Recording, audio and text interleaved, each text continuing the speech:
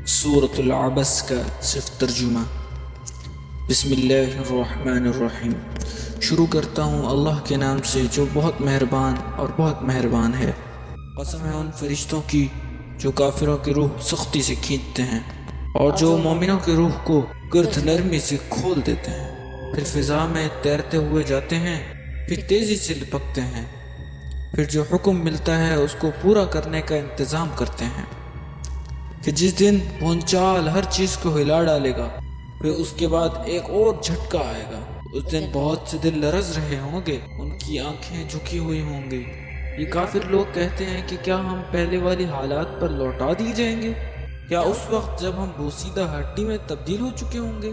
کہتے ہیں کہ اگر ایسا ہوا یہ بڑی گھاٹے والی واپسی ہوگی۔ حقیقت تو یہ ہے کہ وہ بس ایک روز کی آواز ہوگی جس کے بعد وہ اچانک ایک کھلے میدان میں ہوں گے۔ اے پیغمبر صلی اللہ علیہ وسلم، کیا تمہیں موسیٰ کا واقعہ پہنچا ہے جب ان کے پروردگار نے انہیں طوٰ کی مقدس وادی میں آواز دی تھی کہ فرعون کے پاس چلے جاؤ، اس نے بہت سرکشی اختیار کر رکھی ہے، اور اس سے کہو کہ کیا تمہیں یہ خواہش ہے کہ تم سور جاؤ اور یہ کہ میں تمہیں تمہارے پروردگار کا راستہ دکھاؤں تو تمہارے دل میں خوف پیدا ہو جائے۔ چنانچہ موسیٰ نے اس کو بڑی زبردست نشانی دکھائی، پھر بھی اس نے انہیں جھٹلایا اور کہنا نہ مانا۔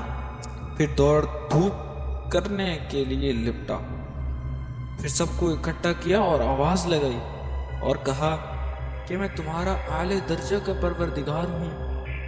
تو نتیجہ یہ ہوا کہ اللہ نے اسے آخرت اور دنیا کے عذاب میں پکڑ لیا۔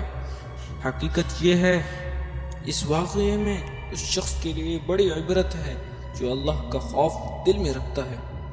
انسان، کیا تمہیں پیدا کرنا زیادہ مشکل ہے یا آسمان کو؟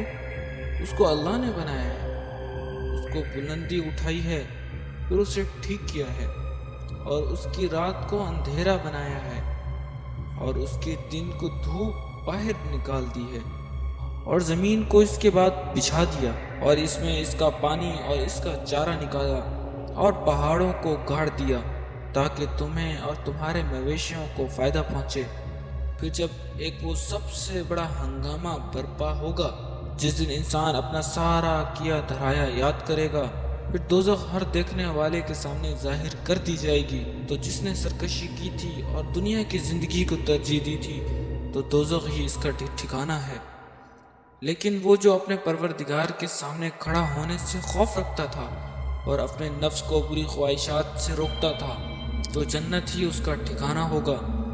یہ لوگ تم سے قیامت کی گھڑی کے بارے میں پوچھتے ہیں کہ وہ کب قائم ہوگی۔